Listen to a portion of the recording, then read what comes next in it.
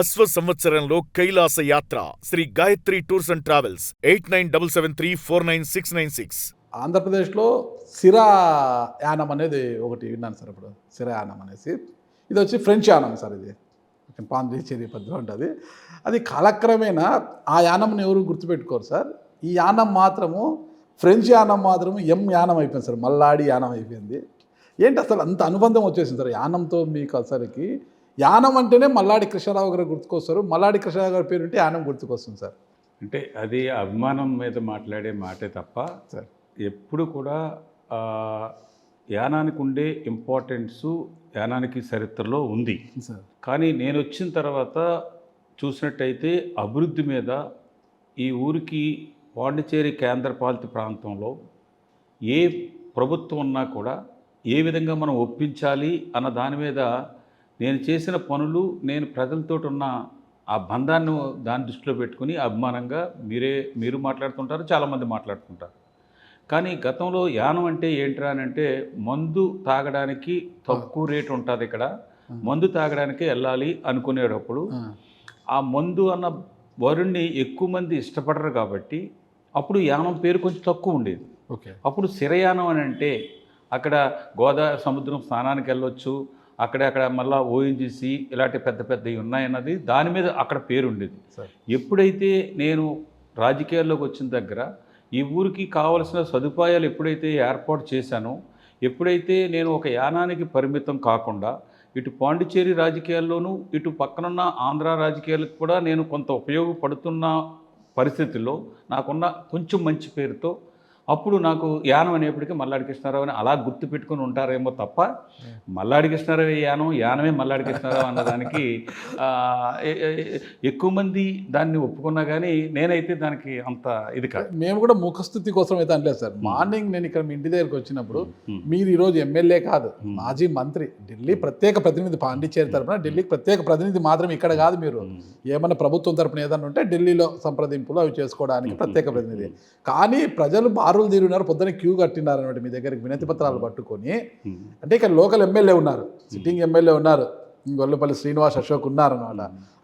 ఆయన దగ్గరకి వెళ్ళాల్సిన ప్రజలు మీ దగ్గర క్యూ కట్టారంటేనే అర్థమవుతుంది అనమాట మీకు ప్రజలకున్న బాండింగ్ ఏంటి అనేది. నేను మా యానంలో ఇప్పుడున్న జనంలో మన ఎమ్మెల్యే ఎవరు అని అంటే గొల్లపల్లి శ్రీనివాస్ అశోక్ అని చెప్పేసి 100లో మెజారిటీ పీపుల్ తెలియదు. కానీ మీరు పేరుని కరెక్ట్గా చెప్పగలిగారు, మీరు చాలా కరెక్ట్గా చెప్పగలిగారు. యానం ప్రజలకి అతను ఒక ఫ్లూక్లో వచ్చాడు అన్న పేరు తెలీదు. వాళ్ళ ఫాదర్ని బట్టో మల్లాడి కృష్ణారావు కంటెస్ట్ చేయలేదు కాబట్టి అతను ఎమ్మెల్యే అయ్యారు. కానీ మన ఎమ్మెల్యే ఎవరానంటే మెజారిటీ పీపుల్ ఇక్కడ అతని పేరు కూడా తెలియదు, ఫేసు తెలియదు, పేరు తెలియదు. కానీ మీరు కరెక్ట్గా చెప్పినందుకు యానం ప్రజల తరపున మీకు ధన్యవాదాలు. నేను ప్రజల్లో ఉన్నప్పుడు నేను స్టార్టింగ్ నుంచి కూడా 1989లో డిసెంబర్ 21వ తారీఖున ప్రజా జీవితంలోకి అడుగుపెట్టాను. ఇప్పుడు 37వ సంవత్సరం. ఆ రోజు ప్రజల గురించి, ప్రజలతో పనులు, ప్రజలకున్న కష్టాలని ఏ విధంగా చూశానో, అప్పుడు నా వయసు 25 సంవత్సరాలు, ఇప్పుడు 62 సంవత్సరాలు. ఈ 37వ సంవత్సరం, 36 పూర్తయింది. 37వ సంవత్సరంలో ఫస్ట్ ఎలాగైతే పనిచేశానో ఈరోజు కూడా అదే విధంగా పనిచేస్తుంటాను. యానం సమస్యలే కాకుండా పక్కనున్న ప్రజల సమస్యలు కూడా నా దృష్టికి వస్తే దాంతో నేను పక్కనున్న అధికారులతోటి, పక్కనున్న ఎమ్మెల్యేలు అవ్వచ్చు, ఎంపీలు అవ్వచ్చు, వారితోటి కూడా నేను వాళ్ళకి సహాయం చేసి సహాయాన్ని యానం ప్రజలకి పొందుతూ ఉంటాను. ఆ విధంగా జనం ఎప్పుడు ఎక్కడికి వెళ్ళినా కూడా నాతోటి జనం ఉంటానే ఉంటారు. నేను ప్రతిరోజు కూడా 3:30కి లేస్తాను, 4 గంటల నుంచి రెడీ అయిపోయి ఉంటాను. ప్రజలు వస్తూనే ఉంటారు. రోజుకి మినిమం యానంలో ఉంటే 600 నుంచి 1000 మంది నన్ను కలిసేది ఉంటుంది. మళ్ళీ పాండిచేరి వెళ్తే పాండిచేరిలో కూడా అలాగే జనం ఉంటుంది. ఎక్కడికి వెళ్ళినా కూడా నేను ఏదన్నా పని ఉంటే మీరు డైరెక్ట్గా రండి, డైరెక్ట్గా నేను అధికారులను పిలిచి మాట్లాడతాను, లేదా డైరెక్ట్గా అధికారులకి వెళ్ళిపోవడం అన్నది నా అలవాటు. ఆ అలవాటు మీదే వెళితే ఏదో రోజు పని అవుతుంది, 1 గంట లేట్ అయినా కానీ మాట్లాడడానికి అవకాశం ఉంటుంది అన్న ఉద్దేశంతో వందలాది మంది అలా వస్తూ ఉంటారు. దాన్ని నేను నాకు ఆరోగ్యం సహకరించేంత వరకు కూడా ఇదే సేవలు అందించడం అన్నది నాకు ఇష్టం. నేను ఒక ఎన్జిఓని, ఫస్ట్ నేను రాజకీయ నాయకుడిని కాదు, సామాజిక కార్యకర్త, ఒక రాజకీయ నాయకుడు కాకుండా ఒక ఎన్జిఓకి వచ్చాను. ఆ ఎన్జిఓ నా పనులు చూసి నన్ను రాజకీయ నాయకుని చేసింది, నాయకుని చేసింది. కానీ ఆ ఎన్జిఓ మర్చిపోలేదు మీరు. నా డ్యూటీని ఎప్పుడు కూడా మర్చిపోను.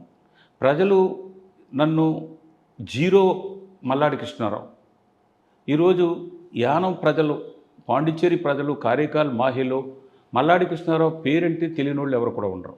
అలాగే నన్ను చూడకపోయినా కూడా ఆ విధంగా ఉమ్మడి ఆంధ్రప్రదేశ్ అవ్వచ్చు, ఇప్పుడు తెలంగాణ అవ్వచ్చు, ఆంధ్రప్రదేశ్ అవ్వచ్చు, మల్లాడి కృష్ణారావు అంటే ఒక మనిషి ఉన్నాడు.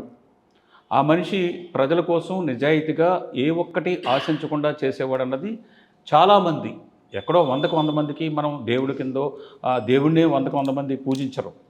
అటువంటిది మనం ఏదో అనుకునే దానికంటే మెజారిటీ పీపుల్ ఎక్కడ కూడా ఒక చెడ్డ మాట లేకుండా ఈ రోజు వరకు నేను నిలబెట్టగలిగాను. అది నేను చాలా సంతోషిస్తాను. ఇప్పుడు ఒక చిన్న విషయం అన్నారు సార్, నాకు యానం ప్రజల తరపున మీకు ధన్యవాదాలు తెలియజేస్తున్నాను. ఎమ్మెల్యే గారి పేరు ఖచ్చితంగా చెప్పారు మీరు, గొల్లపల్లి శ్రీనివాస్ అశోక్ అని చెప్పారని.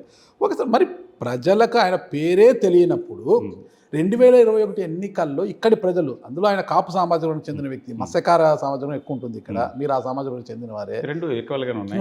మరి ఆయన ఎందుకు ఆదరించారంటే ఆ ఎన్నికల్లో బరిలో మల్లాడి కృష్ణారావు గారు లేకపోవడమా, లేదంటే ఎన్ఆర్ కాంగ్రెస్ పార్టీ అధినేత రంగస్వామి గారు ఇక్కడ పోటీ చేయడమే మైనస్? ఏ కారణం ఏంటంటారు అసలు? అంటే నేను ఎర్లీగానే ముందుగానే నేను 2011లో పోటీ చేయకూడదు అనుకున్నాను, 16లో పోటీ చేయకూడదు అనుకున్నాను.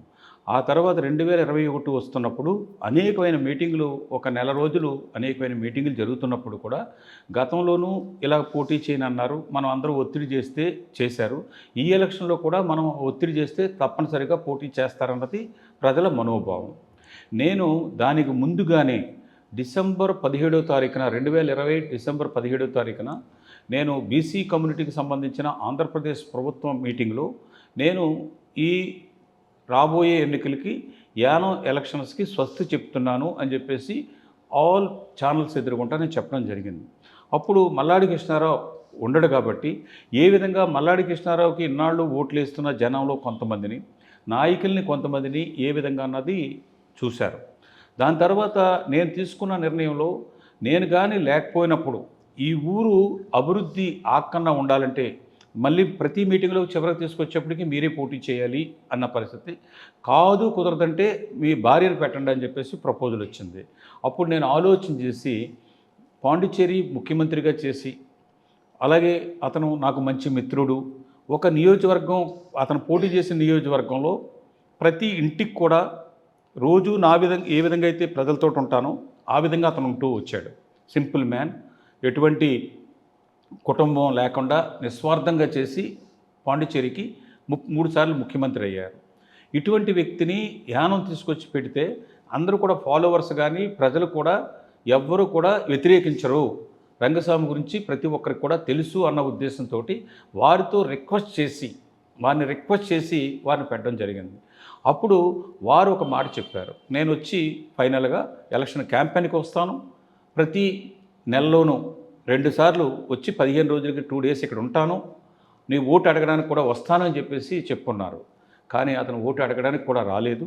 అలాగే అతను ఇంకొక 2వ కాన్స్టిట్యున్సీ తట్టంచావుడు కాన్స్టిట్యున్సీలో పోటీ చేసినప్పుడు 5 రోజుల ముందు మీరు యానంలోనూ గెలుస్తున్నారు, తట్టంచావుడులో గెలుస్తున్నారని మీలాగా పెద్దలు మీడియా అడిగినప్పుడు మీరు ఏ కాన్స్టిట్యున్సీ ఉంచుకుంటారంటే మామూలుగా సహజంగా మాట్లాడిన మాటల్లో నేను తట్టంచావుడినే కంటిన్యూ చేస్తానని చెప్పేసి చెప్తే ఆ విషయాన్ని పట్టుకొచ్చి ఇక్కడ ఆ వీడియోని పట్టుకొచ్చి ఇంటింటికి కూడా ప్రచారం చేశారు. అదొకటి. అలాగే తెలుగు వాళ్ళు పాండిచ్చేరి కేంద్రపాలిత ప్రాంతంలో ఒకే తెలుగు నియోజకవర్గం, తెలుగు ఫీలింగ్ తీసుకొచ్చి మీరు పాండిచ్చేరి ప్రతి ఓటర్ కూడా ఓటేసిన ప్రతి వాళ్ళు మీకు సమస్య వస్తే మీరు పాండిచ్చేరిలో కలుస్తారా, మీరు ఏ భాషలో చెప్తే అతనికి ఏ భాషలో అర్థమవుతుంది. నేనైతే ఇక్కడ 24 గంటలు ప్రజలకి మల్లాడి కృష్ణారావు ఎలాగైతే చేశాడో దానికంటే ఎక్కువగా మీకు సేవ చేస్తాను. నేను MBA చదువుకున్నాను, మల్లాడి కృష్ణారావు ఇంటర్మీడియట్ ఫెయిల్ తోటి ఆగిపోయాడు.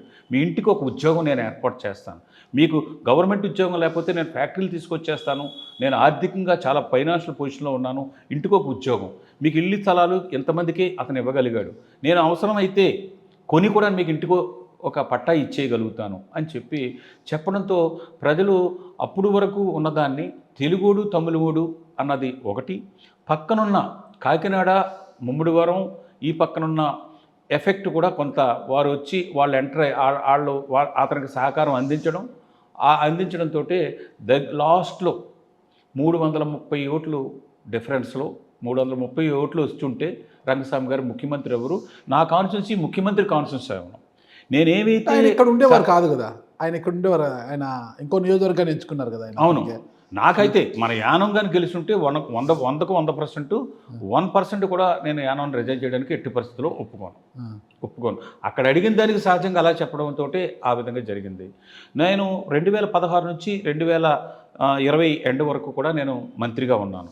ఆ రోజుల్లో కిరణ్ బేడీకి మొత్తం ప్రభుత్వాన్ని అడుగు ముందుకు వేయలేని పరిస్థితిలో ఉన్నప్పుడు కూడా కొన్ని 100 కోట్ల రూపాయలు ఇక్కడ నేను శాంక్షన్లు, కొన్ని కొత్త సెంట్రల్ ఇన్స్టిట్యూషన్లు కూడా ఇక్కడ తీసుకొచ్చాను. అప్పుడు కూడా ఇంకా మిగిలిండి పనులు, చాలా పనులు ఆవిడ అడ్డపడి పర్సనల్గా మల్లాడి కృష్ణారావు నియోజకవర్గానికి ఏది చేయకూడదన్నది అంత పట్టుదలగా చేసినప్పుడు కూడా కొన్ని చేయగలిగాను, కొన్ని చేయలేకపోయాను.